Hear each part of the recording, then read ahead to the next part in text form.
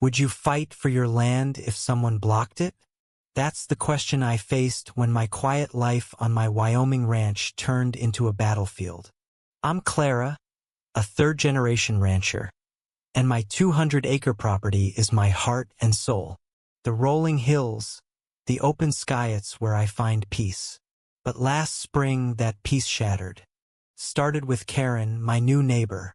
She bought the adjacent land, a sprawling estate she barely visited.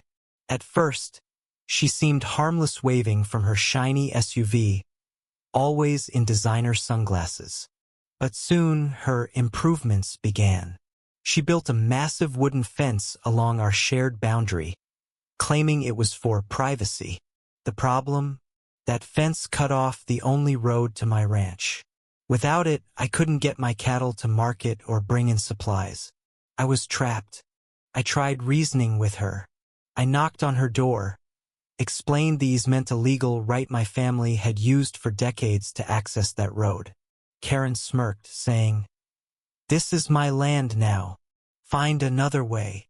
I showed her the deed. She laughed and shut the door. My blood boiled, but I stayed calm. I sent letters, called her lawyer, even offered to pay for a gate. Nothing worked. Karen doubled down, adding barbed wire to the fence and posting no trespassing signs.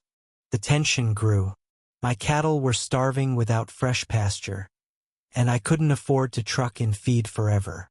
Then came the twist. I discovered Karen wasn't acting alone. A local developer, Mike, had been cozying up to her. He wanted her land for a luxury resort and needed my road blocked to force me to sell cheap. Mike had been feeding Karen lies, promising her a cut of the profits. It was a gut punch. Me neighbor wasn't just entitled. She was a pawn in a bigger scheme. I was done playing nice. I hired a lawyer, Sarah, who dug into the records. The easement was ironclad, dating back to 1920. We filed a lawsuit, demanding the fence's removal and damages. Karen didn't back down. In court, she spun a sob story, claiming I was harassing her. A poor city woman trying to start fresh. She even brought fake tears and a trembling voice. Mike testified, swearing the resort would benefit the community. The judge wasn't buying it. The climax hit when Sarah presented a bombshell. Mike's emails to Karen, outlining their plan to sabotage me. The courtroom gasped. Karen's face went white. The judge slammed his gavel, ruling in my favor. The fence was to be torn down within 48 hours, and Karen and Mike were liable for my legal fees and losses over $100,000. I felt a rush of relief, but the fight wasn't over. The next day, I watched as workers dismantled the fence, plank by plank. Karen stood by, fuming, muttering about appealing. But her empire was crumbling. The resort deal fell through when investors learned about the lawsuit. Mike skipped town, leaving Karen to foot the bill alone. Her dream estate went into foreclosure.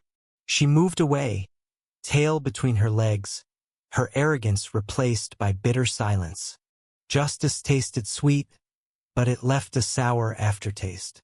I'd lost months of income, and my trust in neighbors was gone. My ranch is open again, the road clear, but the scars remain. I rebuilt my herd, repaired my finances, and now I check my easements yearly. Karen's downfall was her own doing. Her greed and entitlement built that fence, and the law tore it down. What do you think? Was I right to fight, or should I have found another way? Share your thoughts below.